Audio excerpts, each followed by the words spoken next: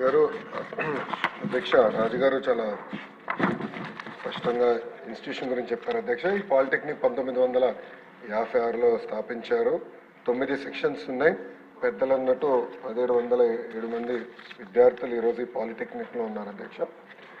అధ్యక్ష మీరు చెప్పిన రేషియో ప్రకారమే చూస్తే బాయ్స్ 1169 మంది ఉన్నారు. 23 టాయిలెట్స్ ఉన్నాయి. అంటే మీరు చెప్పిన 40 మందికి ఒక టాయిలెట్ రేషియో ప్రకారం 720 మంది విద్యార్థులకి సరిపడా ఉంది. షార్టేజ్ ఉంది 240 మందికి షార్టేజ్ ఉంది.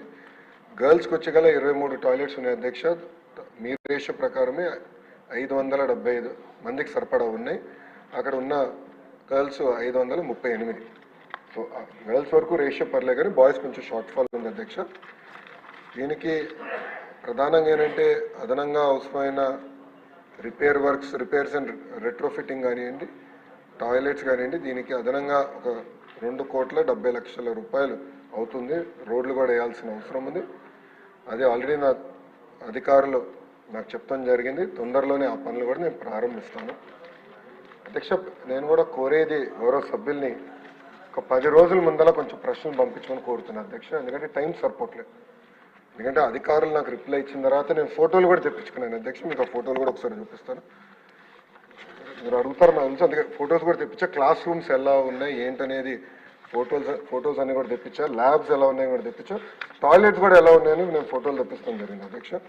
సో అన్ని తెప్పించాను. మీరు అన్నట్టు it is not up to standard. There is no ambiguity. Improve చేయాల్సిన అవసరం ఉంది, దాంట్లో ఎలాంటి సందేహం లేదు. సో నేను కూడా ఇప్పుడు సిస్టమేటైజ్ చేయాలి. ఇది ఒక డాష్ బోర్డ్ క్రియేట్ చేయాలి. గత 10 సంవత్సరాలు అసలు ఎలాంటి ఇన్ఫ్రాస్ట్రక్చర్, ఏ పాలిటెక్నిక్, ఐటీఐ, ఏ ప్రభుత్వ పాఠశాలకు ఎలాంటి ఇన్ఫ్రాస్ట్రక్చర్ ఏర్పాటు చేసాం, అసలు అడ్మిషన్స్ ఎలా ఉన్నాయి, టీచర్ టు స్టూడెంట్ రేషియో ఎలా ఉంది, డ్రింకింగ్ వాటర్, అదేవిధంగా toilets, labs, schools, class rooms ratios ఎలా ఉన్నాయి, దానిపైన ఒక డాష్ బోర్డ్ కూడా ప్రిన్సిపల్ సెక్రటరీ గారి ఆధ్వర్యంలో మేము తయారు చేస్తున్నాం అధ్యక్ష. It will take another 1 month పడుతుంది. అది పబ్లిక్ నేను ఓపెన్ చేస్తాను. చేసి ఎక్కడ తక్కువ ఉంది, ఎక్కడ ఫోకస్ చేయాలి, ఎందుకంటే ఏ ప్రభుత్వానికి లిమిటెడ్ రిసోర్సెస్ ఉంటాయి. ఆ రిసోర్సెస్ ఎక్కడ ఖర్చు పెట్టాలని దానిపైన ఫోకస్ పెట్టుకుంటున్నాను అధ్యక్ష. తప్పనిసరిగా పాలిటెక్నిక్స్, ఐటీఐస్ని బలోపేతం చేయాలి. మొన్న కూడా నేను స్పష్టంగా మాట్లాడాను. ఇండస్ట్రీ లింకేజ్ కూడా చేయాలనేది ఒక లక్ష్యంగా పెట్టుకున్నాను.